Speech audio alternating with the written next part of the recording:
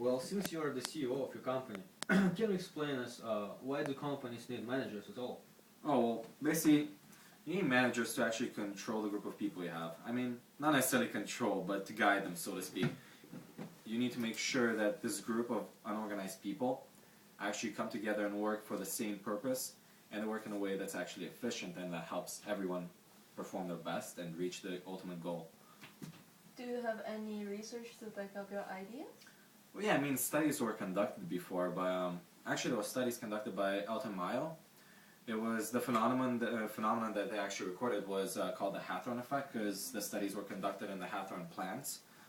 What happened was they wanted to see if changing the lighting in a workplace will actually change the productivity of employees. It was actually kind of a failure because, quite frankly, the productivity would keep going up regardless of the lighting. Yeah. So they started doing different studies. They started doing studies on different temperature, different humidity levels. What ended up happening is productivity just kept on going up. So all these studies ended up being a total failure, but the phenomenon called the Hawthorne effect was born when they interviewed these people and they said that they felt like they were part of a social group and they were much more motivated because they were able to talk and communicate with their supervisors and managers very freely. Therefore, they actually felt like they were all just part of one big team instead of like slaves or anything of the sort. So this phenomenon was called the Hawthorne effect, and basically what it showed was that when people are being monitored, they perform better. That's good. Any other questions? Is there any specific functions for managers that carries out? Well, there are four main functions for any manager. It's planning, organizing, leading, and controlling. So just as it sounds, planning, the manager needs to look ahead. He needs to make plans for employees. He needs to tell them what their final goal is. They need to know what they're doing in essence.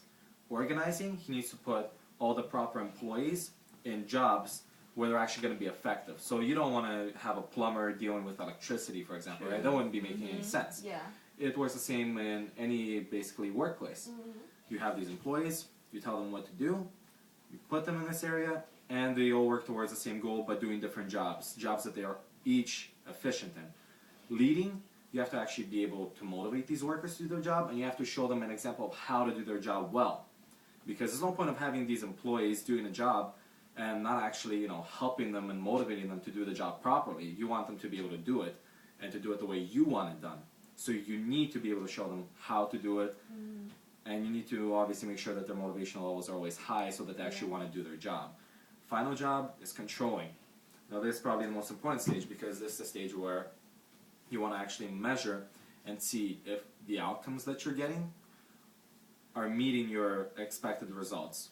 So you want to see if basically the performance level that you are expecting is actually there.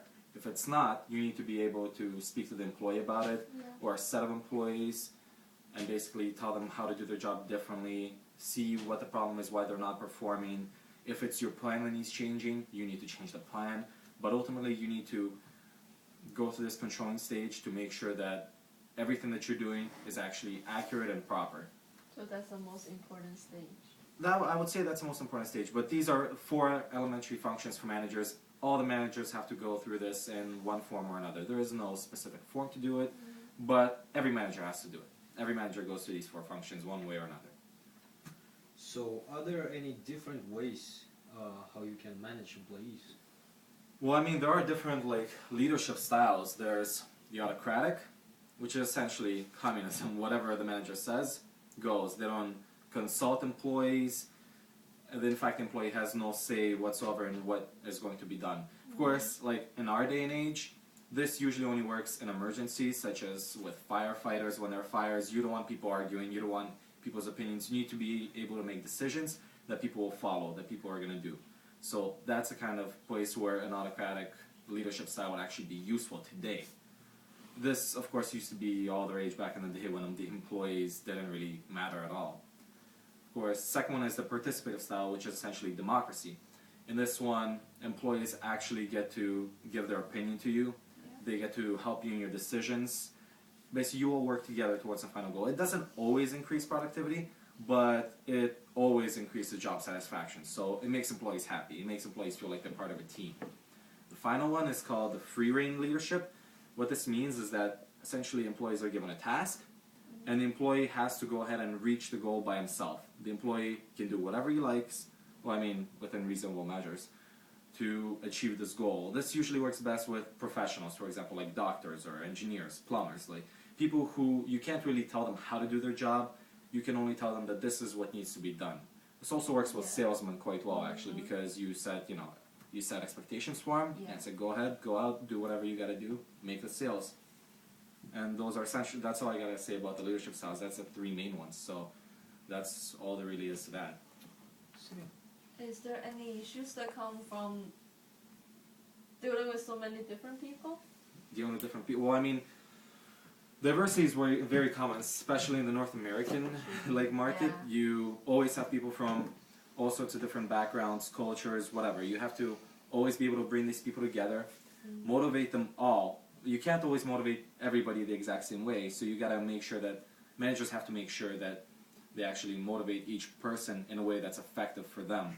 There are different people, but other than just different people, what's been rising lately is gender issues altogether. And what I'm speaking about is gender identity. For example, issues such as homosexuality come up, and managers need to be able to deal with it in a professional manner.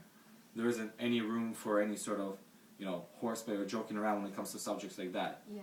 Managers need to be sensitive to the issue, and they need to actually go ahead and motivate these workers just the same and treat them properly.